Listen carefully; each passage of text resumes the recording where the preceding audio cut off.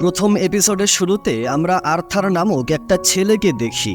আর্থারের কাছে তার বাবার কোম্পানির সেক্রেটারি বা ম্যানেজার এসে বলে, আমি আপনার জন্য ফাইনালি একটা রোবট মেড তৈরি করে ফেলেছি। আর্থার কিছুক্ষণ ওই রোবটের দিকে তাকিয়ে বলে, একে তো দেখতে একদম মানুষের মতো লাগছে, তুমি অনেক সুন্দর কাজ করেছো, এজন্যই দ্য জেটেস কর্পোরেশন এই পুরো কান্ট্রিতে সবার উপরে রয়েছে। এই কোম্পানির জন্য কোনো কিছুই অসম্ভব নয়। আরে এই কোম্পানিকে একদিন পুরোটা আমি একা সামলাবো। কিন্তু এটা যে আসলেই একটা রোবট, এটা আমি বিশ্বাস করতে পারছি না। তখন রুমে থাকা এই ঘড়িটা ব্লাস্ট হয়ে যায়। আর্থার দেখতে পায় এই ভয়ানক একটা ব্লাস্টের পরেও এই মেয়েটা একদম সোজা হয়ে দাঁড়িয়ে রয়েছে। এটা দেখে সে পুরোপুরি বিশ্বাস করে নেয় যে এই মেয়েটা আসলেই একটা রোবট। সেই সময় আর্থার এই মেয়েটাকে টার্গেট করে বলে, তুমি শেষবার আমার রুমে ঘড়ি পরিবর্তন করেছিলে তাই না? সিকিউরিটি গার্ডরা যখন ওই মেয়েটাকে ধরে নিয়ে যাচ্ছিল তখন মেয়েটা বলতে থাকে, আমাকে এগুলো করতে বলা হয়েছিল, আমাকে ক্ষমা করে দিন। আর্থার বলে, আমার মনে হচ্ছে আমাদের সামনের বিল্ডিং থেকে কেউ আমার উপর নজর রাখছে, ওকে গিয়ে এখনই ধরে ফেলো। গার্ডরা যখন ওই লোকটাকে ধরে ফেলে তখন আর্থার আমাদের বলতে থাকে, আমি মানুষদেরকে প্রচন্ড ঘৃণা করি। তখন ওই ম্যানেজার লোকটা হাতে কিছু গিফট আর ফুল নিয়ে এসে আর্থারকে বলে, কেউ একজন আপনার জন্য এই গিফটগুলো পাঠিয়েছে। সে যখন ফুলের ঘ্রাণ নিচ্ছিল তখন ফুলের ভিতর থেকে একটা চাকু বের হয়ে যায়। তখন আর্থার আমাদেরকে বলতে থাকে, মানুষেরা লোভে একদম অন্ধ হয়ে যায়, তারা চুরি করা, ছিনতাই করা, এমনকি মানুষকে মেরে ফেলার মতো জঘন্য কাজও করতে পারে। সেজন্যই আমি আজ পর্যন্ত শুধু বেজান জিনিসগুলোর উপরেই ভরসা করেছি। তখন ব্যাকগ্রাউন্ডে একটা ভয়েস আমাদের বলতে থাকে, এই যুবক ছেলেটা হচ্ছে আর্থার লুইস জেটেস। সে অনেক বড় একটা কোম্পানির উত্তরাধিকারী আর একজন বিবাহ বহির্ভূত সন্তান, অর্থাৎ যেই সন্তানটি বাবা মায়ের আইনগত বৈধ বিবাহ ছাড়াই জন্ম নিয়েছে। সে এত বড় একটা কোম্পানির একমাত্র উত্তরাধিকারী হওয়ার কারণে তার আত্মীয় স্বজনরা তাকে কিডন্যাপ করার এমনকি মেরে ফেলারও চেষ্টা করেছে। সেজন্য মানুষদের উপর থেকে আর্থারের ভরসাটা একেবারেই উঠে গিয়েছে। আর্থার বলে, আমি ওই মানুষদেরকে সবচেয়ে বেশি ঘৃণা করি যারা আমাকে মিথ্যা কথা বলে। যারা আমাকে মিথ্যা কথা বলে আমি তাদের সম্পূর্ণ অস্তিত্বটা এই দুনিয়া থেকে চিরতরে শেষ করে দিতে চাই। তখন ব্যাকগ্রাউন্ডে ওই ভয়েসটা আবারও বলে, এই রোবটের নাম হচ্ছে মারি। আসলে এই রোবট মার্শাল আর্ট চ্যাম্পিয়নে এতটাই এক্সপার্ট যে তাকে দেখে বোঝাই যায় না সে একজন সাধারণ মানুষ। তখন ব্যাকগ্রাউন্ডে মারির ভয়েস বলে, এখন আমি কি করব? আমি তো এই কাজটা এজন্যই শুরু করেছিলাম কারণ তারা আমাকে বলেছিল তারা আমার মা বাবার সমস্ত ঋণ পরিশোধ করে দেবে, কিন্তু আমাকে যে একটা রোবট হওয়ার অ্যাক্টিং করতে হবে এটা আমাকে বলা হয়নি। তখন আর্থার বলে, আমি মারির সাথে একা কিছু কথা বলতে চাই। ম্যানেজার যখন বাহিরে চলে যায় তখন মারি মনে মনে ভাবতে থাকে, এখন আমি কি করব? আমি যতই রোবটের মতো অ্যাক্টিং করি না কেন এই ছেলেটা আমাকে অবশ্যই চিনে ফেলবে। এটা ভেবে সে মনে মনে অনেক ঘাবড়ে যায়। মারি আর আর্থার যখন রুমে একা ছিল তখন আর্থার একদম বাচ্চাদের মতো হয়ে যায় আর বলতে থাকে, ওয়াও কত কুল একটা রোবট, পুরাই মানুষদের মতো দেখতে। আর্থার মারির হাত ধরে বলে, আমি তোমাকে মারি বলে ডাকলে তুমি কি রাগ করবে? আর্থারের এরকম ব্যবহার দেখে মারি অবাক হয়ে মনে মনে বলে, আমার বিশ্বাসই হচ্ছে না এই ছেলেটা একটু আগে এতটা সিরিয়াস হয়ে কথা বলছিল আর এখন একেবারে বাচ্চা হয়ে গিয়েছে। তারপরে আমরা পরের দিনের দৃশ্য দেখতে পাই। ওই ম্যানেজার মারিকে বলছিল, গতকালকের ঘটনার পর তুমি নিশ্চয়ই এটা বুঝে গিয়েছো যে আমাদের মাস্টার আর্থারের জীবনটা অনেক ঝুঁকিতে রয়েছে, তাই যতক্ষণ পর্যন্ত তুমি মাস্টার আর্থারের বডিগার্ড হিসেবে থাকবে ততদিন পর্যন্ত আমরা তোমার পড়ালেখার সমস্ত খরচ বহন করব। তখন মারি স্যান্ডউইচ খেতে থাকে আর বলে, মাস্টার যখন গোসল করতে যায় শুধুমাত্র তখনই আমি কিছু একটা খাওয়ার সুযোগ পাই। এটা বলে সে স্যান্ডউইচ খেতে খেতে দৌড়ে সেখান থেকে চলে যায়। তখন ম্যানেজার বলে, আমাদেরকে অনেক সাবধানে থাকতে হবে, যদি মাস্টার আর্থার ভুলেও জেনে যান যে তুমি কোনো রোবট নও বরং একজন মানুষ, তাহলে আমাদের দুজনেরই খেলা শেষ হয়ে যাবে। ওয়ানেক্স নিয়ে আসছে দুর্দান্ত অফার, প্রতি স্পিনে বোনাস। আমি জানি এটা অবিশ্বাস্য শোনাতে পারে, ভাগ্য পরীক্ষা করুন, ঘুরিয়ে দিন স্পিন আর জিতে নিন রিয়েল প্রাইজ। বিনামূল্যে নগদ অর্থ উপার্জন করা অনেক সহজ হয়ে গিয়েছে এবং আমার বন্ধুরা ইতিমধ্যেই এটি করে ফেলেছে। ফাহিম, আজাদ, আবরার এবং হাসিবকে অনেক ধন্যবাদ, তারা এটি চেষ্টা করেছে এবং ইতিমধ্যেই জিতেছে। আপনিও এটি করতে পারবেন। খেলুন আপনার পছন্দের ম্যাচ আর পান একদম ফ্রি বোনাস। আমার বায়োতে থাকা 1x প্ল্যাটফর্মে নিবন্ধন করুন। নিবন্ধন করার পরে ন্যূনতম 300 টাকা জমা করুন। উপহার বিভাগে যান এবং আমার প্রোমো কোডটি ব্যবহার করুন। এরপরে আপনি তাৎক্ষণিকভাবে 50,000 থেকে 1 লক্ষ টাকা বোনাস পাবেন। এছাড়াও চলছে গিভওয়ে ক্যাম্পেইন। জিতে নিন iPhone 17 pro max, free cash bonus, TV এবং রয়্যাল ইনফ্লেট বাইক এবং আরও অন্যান্য অনেক কিছু।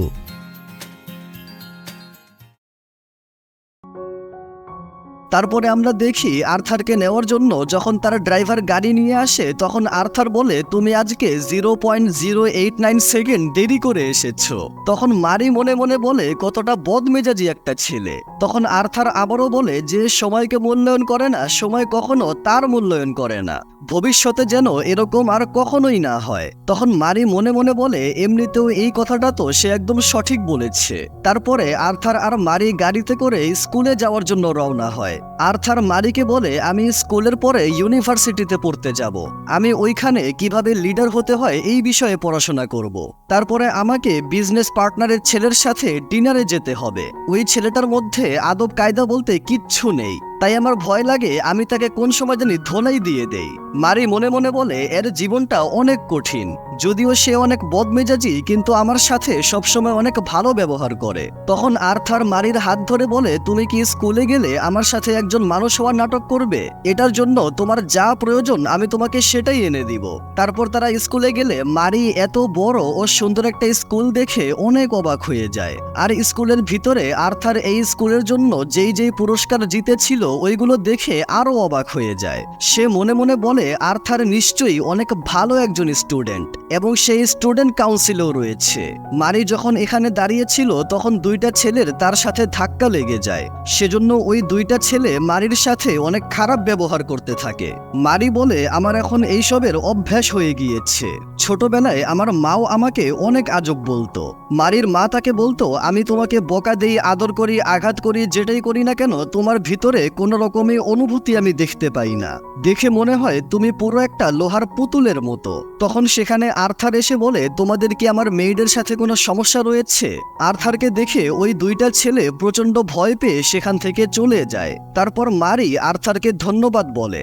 আর্থার মারির মাথায় হাত দিয়ে বলে, তোমার সবসময় এরকম ব্যবহার করাটাই তোমাকে সবার থেকে ভিন্ন ও ইউনিক করে তোলে।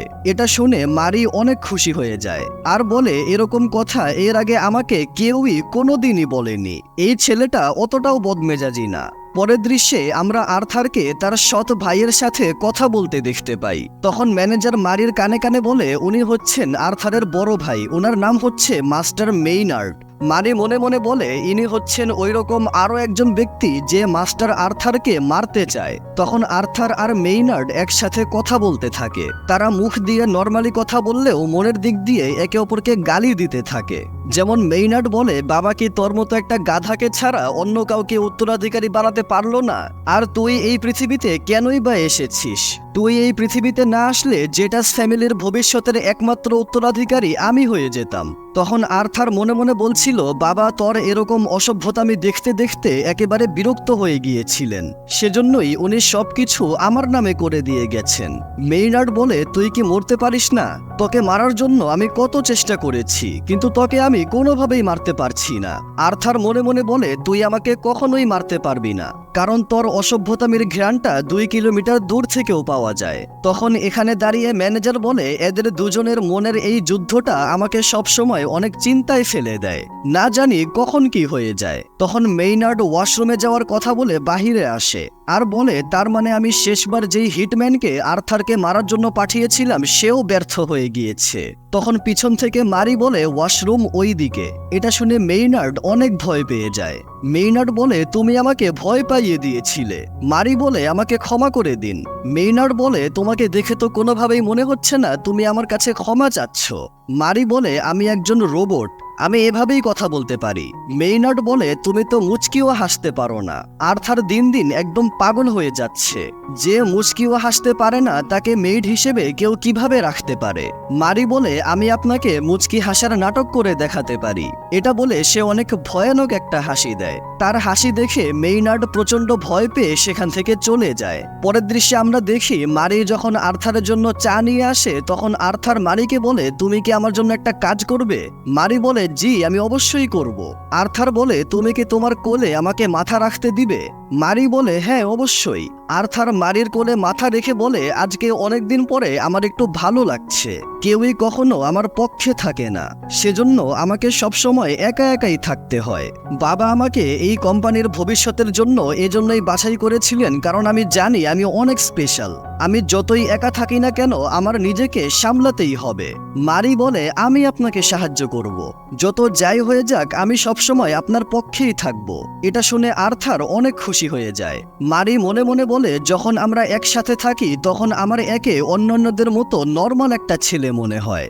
যেভাবে সে আমার সাথে ছিল আমিও ওইভাবে ইনার সাথেই থাকতে চাই। আমি আর্থারের খেয়াল রাখতে চাই, কিন্তু আমি তো আর্থারকে মিথ্যা কথা বলছি, আর এটা আমাকে বাধ্য হয়ে করতে হচ্ছে। তারপর আমরা দেখি আর্থার বলছিল আজকে আমার ক্লাস বিকেল 5টায় শুরু হবে, আর আমি রাত 7টার মধ্যে বাড়িতে ফিরে আসব। তখনই সেখানে একটা গাড়ি চলে আসে। আর্থার গাড়িতে বসে চলে যায়, আর কিছুক্ষণ পর সেখানে অন্য আর একটা গাড়ি চলে আসে, আর তাদের ওই আগের ড্রাইভার বলে আজকে আমি একদম সঠিক সময়ে এসেছি। ম্যানেজার বলে যদি আপনি এখন এসে থাকেন তাহলে আমাদের মাস্টার কোন গাড়িতে করে গেলেন? সে মারিকে পুলিশকে কল করতে বলে যখন তাকায় তখন সে মারিকে দেখতে পায় না। আমরা দেখি মারি দৌড়ে ওই গাড়ির পিছনে আসছে। তখন আমরা গাড়ির ভিতরে আর্থারকে হাত আর মুখ বাঁধা অবস্থায় দেখতে পাই। তার সৎ ভাই তাকে বলছিল তোমার কোনো শেষ ইচ্ছা থাকলে তুমি আমাকে বলতে পারো, কারণ এটা তোমার জীবনের শেষ দিন হতে চলেছে। তখনই ওই গাড়ির উপরে মারি চলে আসে। সেই সময় ওই গাড়ির ড্রাইভার গাড়িটা ঘুরিয়ে মারিকে নিচে ফেলে দেয়। তারপরে সন্ধ্যাবেলা আমরা তাদেরকে একটা নির্জন জায়গায় একটা ঘরে দেখতে পাই। মেইনার্ড বলছিল তুমি জেটেস কর্পোরেশনের একদমই চিন্তা করো না, তোমার জায়গায় এই কোম্পানিটাকে আমি অনেক ভালোভাবে সামলাতে পারবো। আর্থার জিজ্ঞাসা করে তুমি মারির সাথে কি করেছো? মেইনার্ড বলে আমি ওকে গাড়ি থেকে এমনভাবে ফেলে দিয়েছিলাম সে তো এখন হয়তো কোথাও ভেঙে পড়ে আছে। এটা শুনে আর্থার অনেক রাগান্বিত হয়ে যায়। মেইনার্ড তাকে মারির কথা বলে পচাইতে শুরু করে। তখন আর্থার একটু আগে গাড়ির ভিতরে মেইনার্ড তাকে যে মৃত্যুর হুমকি দিয়েছিল ওইটার একটা ভিডিও রেকর্ডিং দেখায়, আর বলে আমি আমার একটা গোপন ক্যামেরা দিয়ে এই ভিডিওটা রেকর্ড করে ফেলেছি, আর এই ভিডিওটাকে ক্লাউডে সেভ করে নিয়েছি। তুমি একটু ভেবে দেখো যদি এই ভিডিওটা সোশ্যাল মিডিয়ায় চলে যায় তাহলে তোমার কি অবস্থা হবে? এটা দেখে মেইনার্ড প্রচন্ড ভয় পেয়ে যায়, আর বলে এখন একে তোমরা দুইজন সামলাও। এটা বলে সে তার গাড়ি নিয়ে সেখান থেকে চলে যায়। তখন এই দুইজন তাদের হাতে চাকু নিয়ে আর্থারকে বলে তোর মা বাবা অবৈধভাবে তোকে জন্ম দিয়েছিল, সেজন্য তোর মৃত্যুর পরে তোর সৎ আত্মীয়রা অনেক খুশি হয়ে যাবে। আর্থার বলে আমি জানি এই পৃথিবীতে আমাকে কেউই চায় না, কিন্তু আমি মারিকে ধন্যবাদ বলতে চাই, কারণ অল্প একটু সময়ের জন্য হলেও তার সাথে থেকে আমার ভালো লেগেছে। তখন সেখানে মারি চলে আসে, আর ওই দুইজনকে এভাবে ভয়ানকভাবে পিটিয়ে সেখান থেকে ভাগিয়ে দেয়, আর আর্থারের সমস্ত রশিগুলো খুলে দেয়। তখন ওই টাকলা লোকটার সিগারেট মাটিতে পড়ে থাকা অবস্থায় সেটাতে তেল লাগলে সেখানে ভয়ানক লেভেলের একটা আগুন লেগে যায়। এই আগুনের ধোঁয়ার কারণে তাদের অনেক খারাপ অবস্থা হচ্ছিল, তারা বুঝতেই পারছিল না তারা এখান থেকে কিভাবে বের হবে। তখন মারি সেখানে একটা জানালা দেখতে পায়, আর আর্থারকে বলে আপনি আমার কাঁধে পা রেখে ওই জানালা দিয়ে বাহিরে বের হয়ে যান। আর্থার বলে কিন্তু তুমি কিভাবে বের হবে? মারি বলে আপনি আমাকে নিয়ে একদমই চিন্তা করবেন না, আমি একজন রোবট। আর্থার বলে কিন্তু এটার মানে এই নয় যে আমি তোমাকে এখানে রেখে চলে যাব। তখন মারি মনে মনে ভাবছিল আমি এরকম কি বলি যাতে আর্থার আমার কথা শুনে এখান থেকে যেতে রাজি হয়ে যায়। আমি কি সব সত্যি কথা বলে দেব? যদিও আমি ওনার সামনে কোনো রকম অনুভূতি প্রকাশ করতে পারবো না, কিন্তু সত্যি কথা তো এটাই যে আর্থারের সাথে আমি যেই সময়টা কাটিয়েছি ওই সময়টা আমার লাইফের বেস্ট একটা সময় ছিল, কিন্তু আমি কোনোভাবেই আমার মনের কথা বলতে পারবো না। তারপর মারি আর্থারকে বলতে থাকে আমার শরীরটা মেটাল দিয়ে তৈরি, সেজন্য আপনি এই ধ্বংসস্তূপ থেকে যে কোনো সময় আমাকে খুঁজে আমাকে ঠিক করে দিলে আমি আবারও আপনার কাছে চলে আসব। এটা শুনে আর্থার এভাবে সেখান থেকে বের হয়ে যায়, আর বলে আমি প্রমিস করছি আমি তোমাকে বাঁচানোর জন্য খুব শীঘ্রই আসব। তখন এই জ্বলন্ত বাড়ির ভিতরে মারি মাটিতে শুয়ে পড়ে, আর বলে আমি আমার মৃত্যুর শেষ মুহূর্ত পর্যন্ত ওনার কাছে মিথ্যা কথা বলেছি। আমি একজন মানুষ, কিন্তু তবুও আমি প্রত্যেকটা মুহূর্ত একটা মিথ্যার ছায়া হয়ে ওনার সাথে থেকেছি। তারপরেও আমি তোমার জন্য যেটা অনুভব করেছি ওইটা একদম রিয়েল ছিল। আমি তোমাকে পছন্দ করি। এগুলো বলতে বলতে স্ক্রিন কালো হয়ে যায়। তারপর যখন মারির জ্ঞান ফিরে আসে তখন সে নিজেকে জীবিত অবস্থায় বিছানায় দেখতে পায়। আর্থার বলছিল, থ্যাংক গড তুমি অন হয়ে গিয়েছো। তুমি অন হতে এতই দেরি করছিলে যে আমি তো মনে করেছিলাম তুমি খারাপ হয়ে গিয়েছো। আমি যখনই ওখান থেকে বের হয়েছিলাম সাথে সাথেই রয়কে কল করে ওখানে আসতে বলেছিলাম। মারি বলে, তাহলে কি আমি এখন আবারও কাজে জয়েন করতে পারবো? আর্থার বলে, হ্যাঁ অবশ্যই। মারি বলে, এটা শুনে ভালো লাগলো। তখন আর্থার মারির দিকে অনেক আজবভাবে তাকিয়েছিল।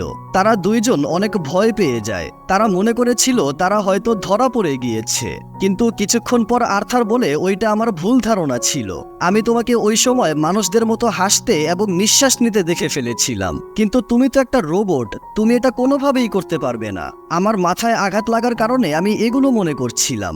তখন মনে মনে আর্থার বলে, একটা রোবটের সাথে ভালোবাসায় লিপ্ত হওয়াটা অনেক বড় একটা বোকামি হবে, কিন্তু সে যদি একটা রোবট নাও হতো তাহলেও আমি কারো সাথে কখনোই ভালোবাসার সম্পর্কে জড়াতে পারবো না।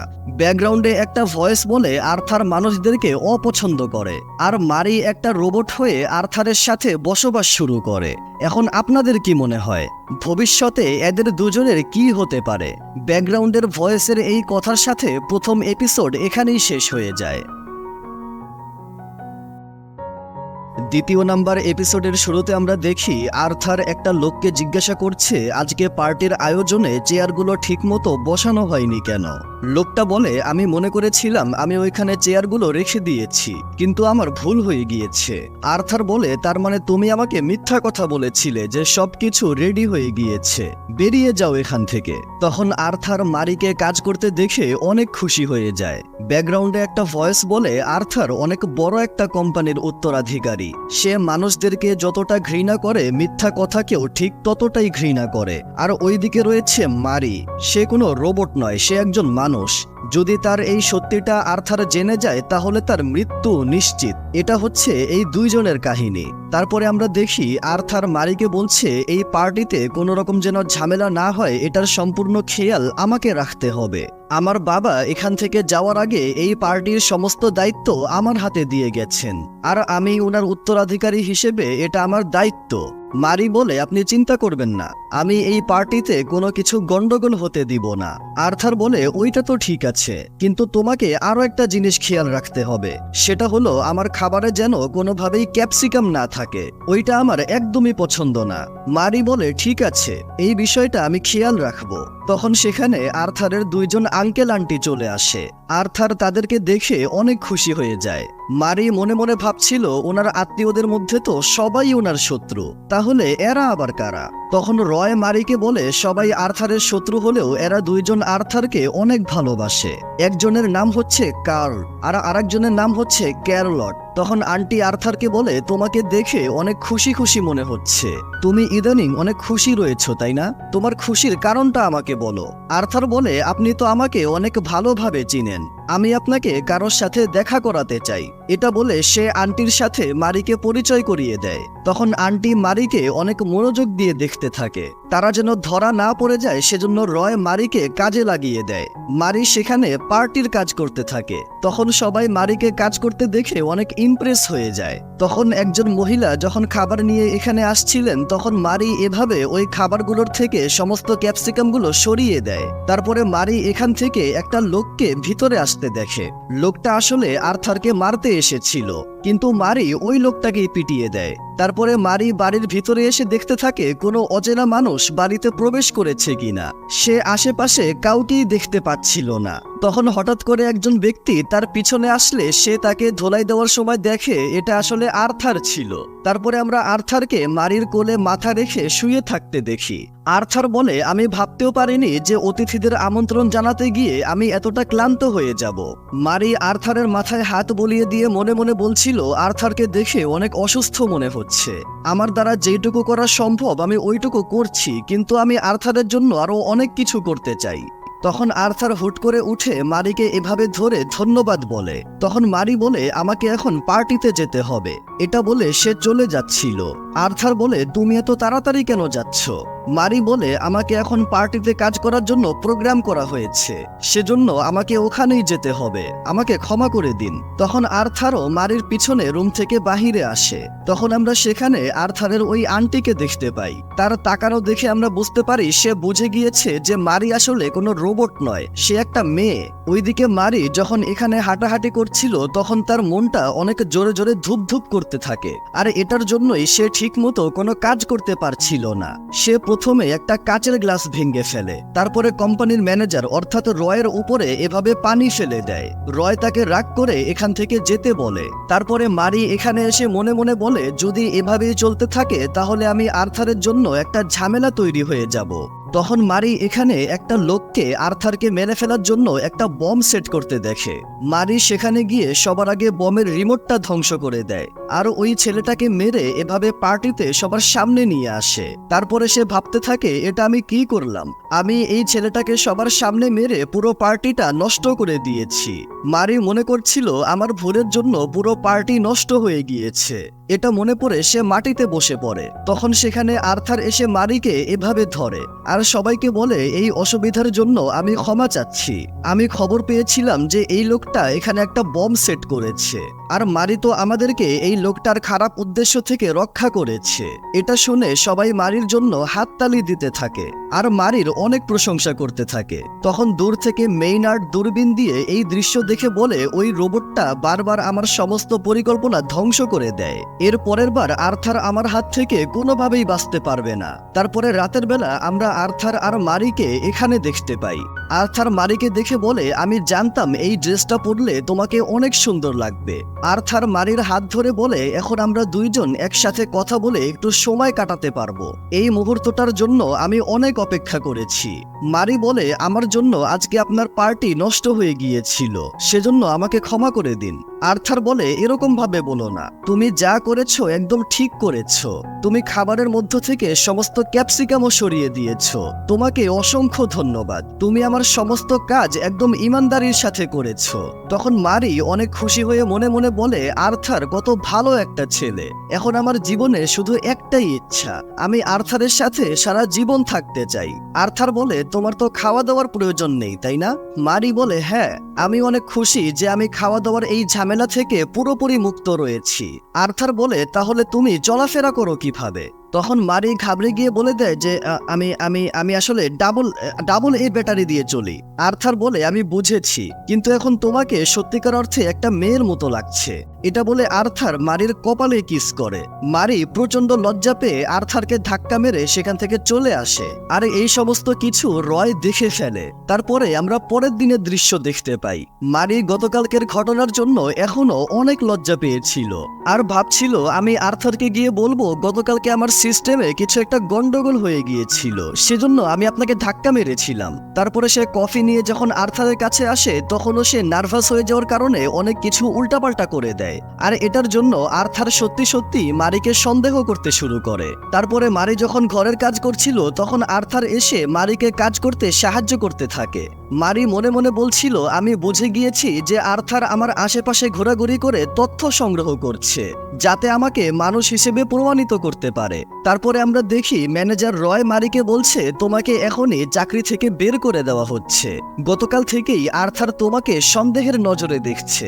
যদি এভাবেই চলতে থাকে তাহলে খুব শীঘ্রই উনি সত্যিটা জেনে যাবেন। তবে তুমি চিন্তা করো না, তোমার কোনো কিছুরই কোনো কমতি হবে না, কিন্তু তোমাকে এখান থেকে অনেক দূরে যেতে হবে। এটা শুনে মারি রাজি হয়ে যায়।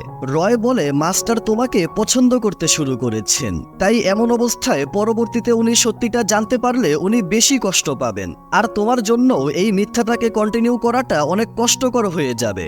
সেজন্য আমি একটা প্ল্যান বানিয়েছি।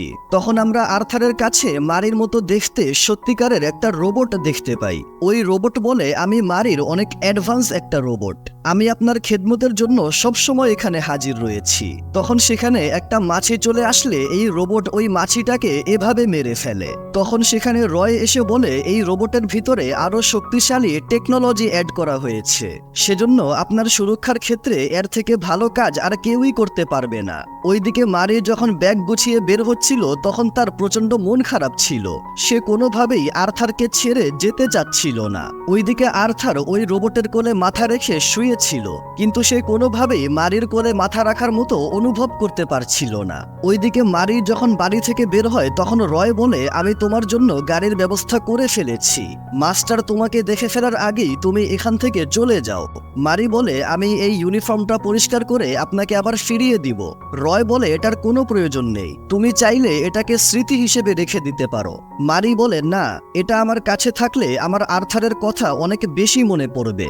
সে অনেকটা কান্না করে বলে, আমি ওনার সাথে আরো অনেকটা সময় কাটাতে চেয়েছিলাম, কিন্তু এটা হয়তো আমার ভাগ্যে ছিল না। তখন রয় বলে, তুমি অনেক ভালোভাবেই কাজ করেছো, তোমাকে অনেক ধন্যবাদ। তখন সেখানে আর্থার এসে বলে, আমি জানতাম যে কোনো একটা গন্ডগোল অবশ্যই রয়েছে, না হলে রয় আমার জন্য নতুন একটা রোবট মেড কেন নিয়ে আসবে? আমাকে বলো, তোমরা আমার কাছ থেকে কি লুকাচ্ছ? মারি বলে, আপনার কাছে এখন নতুন একজন রোবট চলে এসেছে, সে প্রত্যেকটা কাজেই আমার থেকে অনেক ভালো, সেজন্য আপনার এখন আর আমার প্রয়োজন নেই। আর্থার বলে, আমি জানি ওই রোবটটা অনেক ভালো, আর হয়তো তোমার থেকেও সে উপরে রয়েছে। তখন আর্থার মনে মনে একটা শব্দ বলে যে, কিন্তু ওই রোবটটা কোনোভাবেই তুমি নও। মনে মনে এই কথাটা বলার পর সে উচ্চস্বরে মারিকে বলে, আমার এখন তোমাকে ছাড়া আর কোনো রোবটের প্রয়োজন নেই। তখন সেখানে ওই সত্যিকারের রোবটটা চলে আসে। তখন সে তার চোখ দিয়ে সামনে তিনজনকে স্ক্যান করে বলে, আপনার আশেপাশে একটা বিপদ রয়েছে, আপনার থেকে মাত্র 5 মিটার দূরে অনেক ভয়ানক একজন ফাইটার উপস্থিত রয়েছে। তখন মারি তাদের দুইজনকে সরে যেতে বলে, আর মারি ওই রোবটের সাথে ফাইট করতে শুরু করে। ওই রোবট মারিকে ফেলে দিয়ে যখন তার উপর আক্রমণ করতে আসে তখন আর্থার মাঝখানে এসে নিজে আহত হয়ে মারিকে বাঁচিয়ে নেয়। এটা দেখে রয় অনেক জোরে চিৎকার করে ওঠে। আর্থার আহত হয়েছে এটা দেখে মারি প্রচন্ড রাগান্বিত হয়ে লাথি মেরে ওই রোবটকে একদম ভেঙে ফেলে। তখন আর্থার এসে মারিকে বলে, তুমি কি ঠিক আছো? আমি জেনে গিয়েছি তুমি আমার জন্য এত আজব ব্যবহার কেন করেছিলে। আর্থার বলতে নিয়েছিল, আমি জেনে গিয়েছি তুমি একজন মানুষ, কিন্তু সে এটা না বলে কথা ঘুরিয়ে দেয় আর বলে, তোমার সিস্টেমে একটা সমস্যা হওয়ার কারণে তুমি ঠিকমতো কাজ করতে পারছো না, তাই না? আর এটার জন্যই তুমি রয়কে বলেছিলে আমার জন্য নতুন একটা রোবট নিয়ে আসতে। তোমাকে ঠিক করার জন্য যা যা করা প্রয়োজন আমি সবকিছুই করব। মারি বলে, আপনি আমাকে নিয়ে চিন্তিত হবেন না, আমি একদম ঠিক হয়ে গিয়েছি। তখন আর্থার মারিকে এভাবে কোলে উঠিয়ে নেয় আর বলে, তুমি কখনোই আমাকে ছেড়ে কোথাও যাবে না। মারি মনে মনে বলে, আমিও সবসময় আপনার সাথেই থাকতে চাই। তারপরে আমরা দেখি রয় মারিকে বলছে, তোমার সাথে আবারও কাজ করে অনেক ভালো লাগবে। আমি জীবনে কখনো মাস্টারকে এতটা হাসি মুখে দেখিনি যতটা ওনাকে তোমার সঙ্গে হাসি মুখে থাকতে দেখেছি। মারি বলে, আপনি চিন্তা করবেন না, আমি সর্বোচ্চ দিয়ে চেষ্টা করব যেন এই সত্যিটা বাহিরে না আসে। তখন সেখানে ওই আসল রোবটটা চলে আসে। রোবটটা বলে, আমার সম্পূর্ণ মেনটেনেন্স কমপ্লিট হয়ে গিয়েছে, আমার হার্ডওয়্যার আর সফটওয়্যার সম্পূর্ণভাবে লেটেস্ট ভার্সনে আপগ্রেড করে দেওয়া হয়েছে। রয় বলে, এখন থেকে তোমরা দুইজন একসাথে মিলে মাস্টারকে রক্ষা করবে। রোবট বলে, একসাথে কাজ করে আমার অনেক ভালো লাগবে। ব্যাকগ্রাউন্ডে একটা ভয়েস বলে, এখন আপনাদের কি মনে হয় এই দুইজন কি তাদের ভালোবাসা পাওয়ার জন্য যুদ্ধ করবে? এখানে কি একটা লাভ ট্রায়াঙ্গেল তৈরি হবে? এটা তো কখনোই হওয়া সম্ভব না। ব্যাকগ্রাউন্ডের এই ভয়েসের কথার সাথে দ্বিতীয় নাম্বার পর্বটিও এখানেই শেষ হয়ে যায়।